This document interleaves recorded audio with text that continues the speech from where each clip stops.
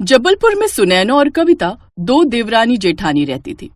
सुनैना स्वभाव से बड़ी ही खड़ूस थी, साथ ही वो अमीर घराने से भी थी, लेकिन फिर भी उसके मन का लालच कभी कम नहीं होता।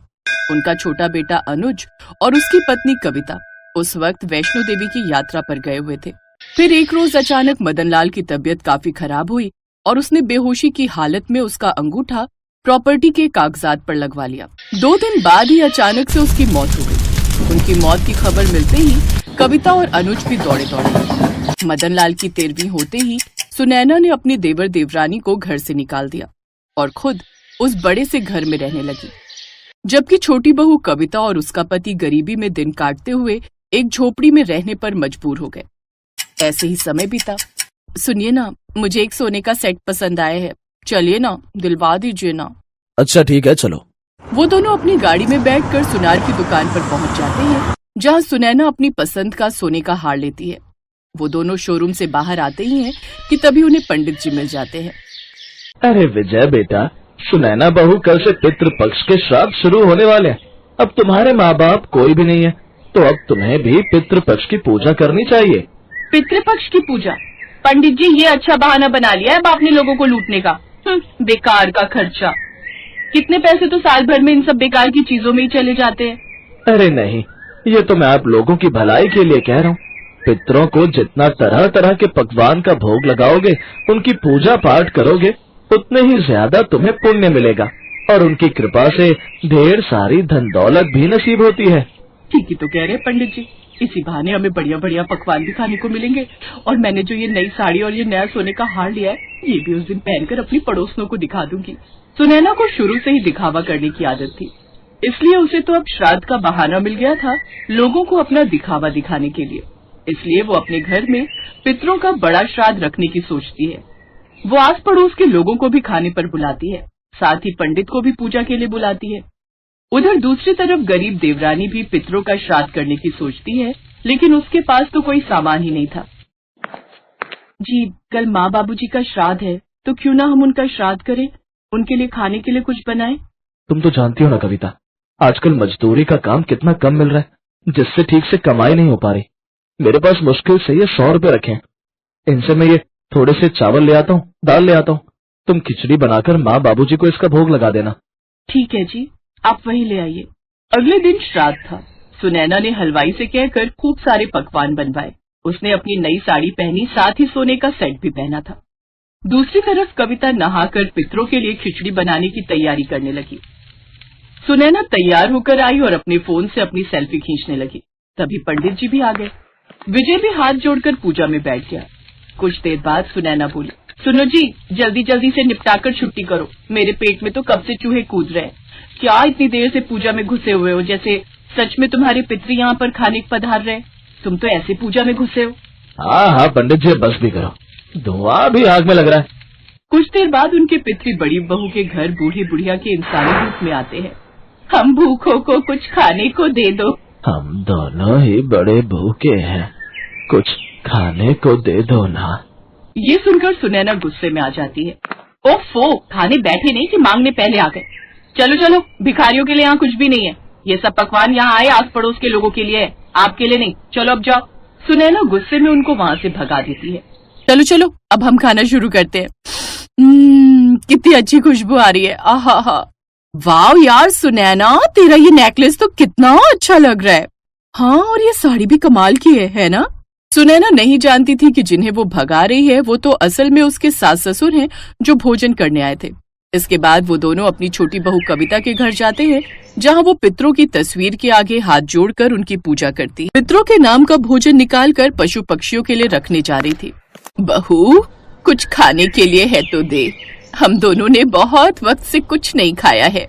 जी माफ कीजिएगा, लेकिन मैं गरीब आपको कोई पूरी पकवान तो नहीं खिला सकती, लेकिन हाँ, मैंने अपने पितरों के लिए खिचड़ी बनाई थी, आप भी वही खा लीजिए। कोई बात नहीं बहू, प्रेम से कुछ भी खिलाओ, वो सब पकवान ही होते हैं। फिर कविता उन्हें अपने साथ लेकर अंदर जाती है और उन दोनों को बड़े प्रेम से खिचड़ी का भोग लगाती है। दोनों पितरी पेट भर भोजन करते हैं, जिसके बाद वो उसे ढेर सारा आशीर्वाद देते हैं। आज सच में हम तृप्त हो गए, हमारा आशीर्वाद है कि तुम हमेशा खुश रहो, तुम्हारे घर में किसी भी चीज की कोई कमी ना हो। अब से तुम्हारे सारे दुख दूर हो जाएंगे। अब से तुम्हारे घर में खुशियां ही खुशियां होंगी। पितर खुश होकर वहां से चले गए। उस दिन के बाद से उनकी सारी गरीबी दूर हो गई और अब वो अमीर हो गए।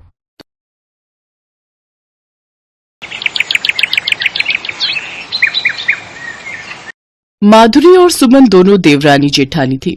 माधुरी बहुत ही चालाक थी, जबकि सुमन स्वभाव से सीधी सादी थी। माधुरी ने चालाकी से अपने पति मनोहर के साथ मिलकर अपने ससुर के मरने से कुछ समय पहले जबरदस्ती दुकान और मकान के कागजात पर साइन करवा लिए। छोटा बेटा मनोज और सुमन किसी काम से बाहर गए हुए थे। पीछे से ही ससुर की तबीयत खराब हुई और बेहोशी की हालत में माधुरी ने ये चालाकी का काम कर लिया। जब तक मनोज और सुमन वापस आए तब तक पिता की मृत्यु हो चुकी थी। माधुरी ने अपने पति मनोहर को बहला फुसलाकर उसे अपने भाई के खिलाफ कर दिया और मनोज और सुमन को अलग कर दिया। आज माधुरी अपनी चालाकी के कारण ही खूब पैसे में खेल रही है, पर वहीं छोटी बहू सुमन गरीबी में दिन काट रही है। माधुरी, पंडित जी मिले थे, बोल रहे थे श्राद्ध शुरू हो रहे हैं तो हमें भी पितृपक्ष की पूजा करनी चाहिए। तुम कहो तो पंडित जी से सामग्री लिखवा लाता हूँ। लिखवा लाओ, अब कर ही क्या सकते हैं, फालतू के खर्चे तो हर साल करने ही होते हैं, पर ये है इसी बहाने हमें पूरी पकवान खाने को मिल जाते हैं। ठीक है, तो मैं लिखवा लाता हूँ, तुम सारी तैयारी कर लेना, फिर हम श्राद्ध पक्ष की पूजा कर लेंगे।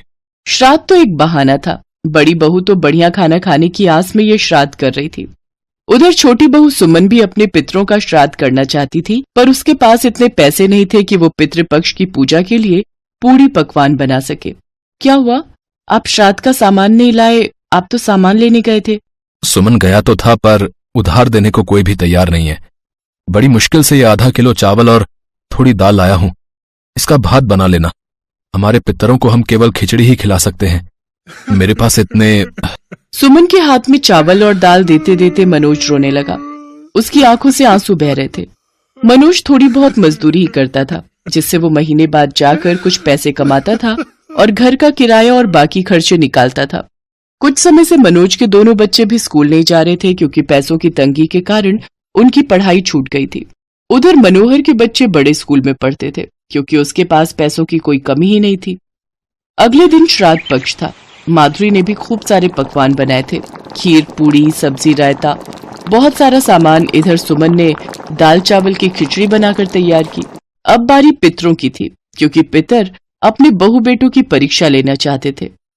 पहले सभी पितृ अपने बड़े बहू बेटे के घर गए। सभी पितृ भूखे और प्यासे थे। उन्होंने गरीब बनकर अपने बड़े बेटे बहू से श्राद्ध का भोजन मांगा।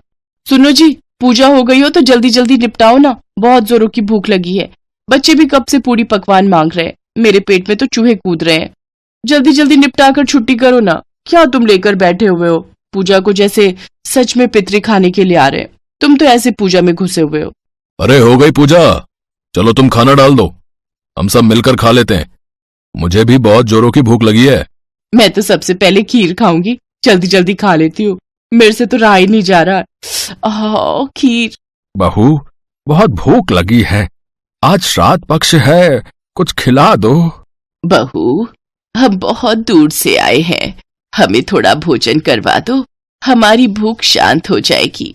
लो, खाना खाया नहीं कि ये भिखारी पहले मांगने आ गए। नहीं है कुछ, जाओ यहाँ से। जो श्राद्ध पक्ष का खाना है हमने अपने सास ससुर को खिला दिया है और वो पेट भर के चले भी गए हैं। वो देखो, हमने उनके नाम की पूजा कर ली है, अब घर के लोग खाना खा रहे हैं। तुम जैसे भिखारी लोगों के लिए यहाँ पर कुछ नहीं है, जाओ यहाँ से। सुनो जी, तुम दरवाजा बंद कर दो, नहीं तो ये मांगने वाले बार बार आते रहेंगे। चलो बाबा, जाओ जाओ। अम्मा, यहाँ कुछ नहीं है, कहीं और से मांगो।